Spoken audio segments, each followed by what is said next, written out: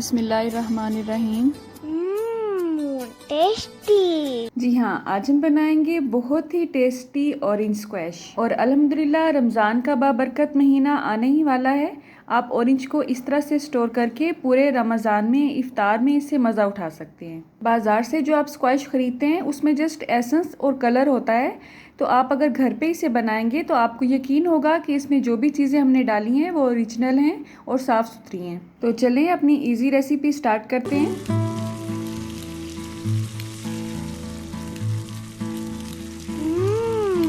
Tasty. तो सबसे पहले हम अपने पैन में लेंगे चीनी, और पैन आपने ऐसा लेना है जिसका कोई भी कलर या उसकी पॉलिश नहीं उतरती हो, ठीक है। चीनी यहाँ पे मैंने 1 किलो लिया है और दानेदार चीनी है। चूल्हे को मैंने अभी ऑन नहीं किया है। अब हम इसमें पानी ऐड करेंगे, और यहाँ पे मैं मेजरिंग कप के हिसाब से 4 कप इसमें ऐड करूँगी। आप आम कप भी यूज़ कर सकते हैं, इसमें ऐसा कोई इशू नहीं है। अब पानी ऐड करने के बाद हम चूल्हे को ऑन कर देंगे और अच्छी तरह से इसे मिक्स कर लेंगे। अब चीनी को जस्ट हमने मेल्ट करना है, इसका शीरा नहीं बनाना है। लेकिन आपने इसको इसके हाल पे नहीं छोड़ना है, क्योंकि चूल्हे की आंच को हमने दरमियानी आंच पे ऑन किया हुआ है। अगर हम इसमें चम्मच नहीं हिलाएंगे वक्फे वक्फे से तो चीनी हमारी कैरामलाइज हो जाएगी। मेरे कहने का मतलब है शीरा डार्क कलर का हो जाएगा और नीचे से जल जाएगा, जिससे एक कड़वी सी स्मेल आएगी शरबत में, ठीक है। तो चाहे आप इसे दरमियानी आंच पे पकाएं, लेकिन वक्फे वक्फे से इसमें चम्मच हिलाते जाएं।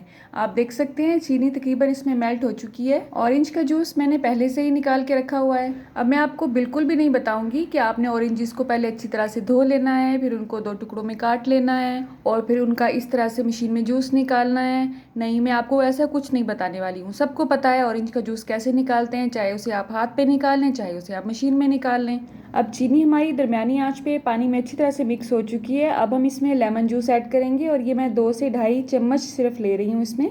इसकी वजह से एक तो टेस्ट अच्छा आएगा, और नंबर 2 इसकी वजह से जो चीनी हमने इसमें डाली है वो लंबे अरसे के बाद भी कभी भी जमेगी नहीं इसमें। तो इसे मिक्स करने के बाद जस्ट 1 मिनट ही मैंने इसे मज़ीद पकाया है, और इसके बाद हम इसमें ऑरेंज जूस ऐड कर देंगे। ऑरेंज जूस यहाँ पे मैं 2 लीटर ले रही हूँ। तो अगर आप यहाँ पे 2 लीटर ऑरेंज जूस ले रहे हैं तो आपने चीनी इसमें 1 kg ऐड करनी है। आई थिंक आपको समझ आ गई होगी इन दोनों की क्वांटिटीज़ की। अब इस पे जो हल्की हल्की सी आपको बेबी गुठलियाँ नज़र आ रही हैं, ये आप इस तरह से छलनी से रिमूव कर सकते हैं। मुझे क्योंकि थोड़ा सा पल्पी जूस अच्छा लगता है या पल्पी स्क्वैश अच्छा लगता है, इसलिए मैंने इसे छाना नहीं है। अगर आप इसे बहुत ही सॉफ्ट और स्मूथ बनाना चाहते हैं तो आप इस सब को छान सकते हैं। अब इसे भी आपने फेंकना नहीं है, आप इसे फ्रिज में रख के 2-3 हफ्तों तक आराम से फेस पैक के तौर पे यूज़ कर सकते हैं, क्योंकि ऑरेंज, लेमन और शुगर तीनों ही आपकी स्किन के लिए बहुत अच्छा काम करती हैं, और ये स्किन वाइटनिंग के लिए बहुत ही उम्दा चीज़ है। इसके अलावा इसके जो छिलके हैं उसे भी आप ड्राई कर लें, लेकिन कोशिश करें कि धूप में मत ड्राई करें, नहीं तो वो काले हो जाएंगे। और खुश्क करने के बाद आप उनका पाउडर बना के रख लें, वो भी आपके फेस पैक के लिए बहुत ही बेस्ट चीज़ है। और इस पाउडर में आप दही और शहद मिक्स करके लगाएं, इंशाल्लाह बहुत ही अच्छा रिजल्ट आएगा। अब इस जूस को हमने तकरीबन 40 से 50 मिनट तक अच्छी तरह से पकाना है। इसी दौरान जो पानी हमने इसमें ऐड किया था वो मुकम्मल तौर पे खुश्क हो जाएगा, और चूल्हे की आंच को हम लो टू मीडियम रखेंगे। और आप इसे स्लो करके घर के बाकी काम भी कर सकती हैं, लेकिन 5 से 7 मिनट के बाद इसमें चम्मच हिलाती रहें। इसका पानी अल्हम्दुलिल्लाह काफ़ी हद तक खुश्क हो चुका है। अब मैंने चूल्हे की आंच को तेज़ कर दिया है। तो चूल्हे की आंच को तेज़ करने के बाद आपने मुसलसल इसमें चम्मच हिलाते रहना है, नहीं तो ये उछल उछल के बाहर की तरफ आएगा। कुछ लोग इसको गाढ़ा करने के लिए इसमें कॉर्नफ्लोर भी ऐड करते हैं, लेकिन मैं इसमें ऐसा कुछ भी ऐड नहीं करूँगी। कुछ लोग इसकी लाइफ को बढ़ाने के लिए और इसको मज़ीद थिक करने के लिए इसमें स्क्रीन भी ऐड करते हैं, लेकिन हम वो भी इसमें ऐड नहीं करेंगे, क्योंकि इसमें जो हमने चीनी ऐड की है वो जस्ट इसका टेस्ट ही अच्छा नहीं करेगी, बल्कि वो एज अ प्रिजर्वेटिव भी काम करेगी। तकरीबन 5 से 7 मिनट तक मैंने इसको हाई हीट पे पकाया है। अब मैं चूल्हे की आंच को बहुत ज़्यादा स्लो कर दूँगी। अब तकरीबन 40 से 50 मिनट पकने के बाद भी आपको ये बहुत ज़्यादा गाढ़ा फील नहीं होगा, लेकिन जब ये मुकम्मल तौर पे ठंडा हो जाएगा तो आप देखेंगे इसमें थोड़ी सी थिकनेस आएगी। 1/4 चम्मच के हिसाब से हम इसमें सिट्रिक एसिड, जिसे टार्टरी कहा जाता है, वो ऐड करेंगे, और इतनी ही क्वांटिटी में हम इसमें काला नमक ऐड करेंगे। अगर आप ये दोनों चीज़ें स्किप करना चाहते हैं तो आप कर सकते हैं, इसमें ऐसा कोई इशू नहीं है। टार्टरी डालने से एक तो इसकी लाइफ मज़ीद बढ़ जाएगी और इसमें एक हल्की सी शाइन पैदा होगी, और काला नमक या सादा नमक जो भी आप इसमें ऐड करें उससे इसका सिर्फ टेस्ट अच्छा होगा। अगर आपके घर में बीपी का इशू चल रहा है तो आप इसे स्किप कर सकते हैं। तो चूल्हे की आंच बंद करने के बाद हमने इसे जाली से कवर करके अच्छी तरह से ठंडा कर लिया है। आप देख सकते हैं अल्हम्दुलिल्लाह ये बहुत ही अच्छा रेडी हुआ है। अब हम इसे जग में शिफ्ट कर लेंगे ताकि जब हम इसे बोतल में डालें तो हमें थोड़ी आसानी फील हो।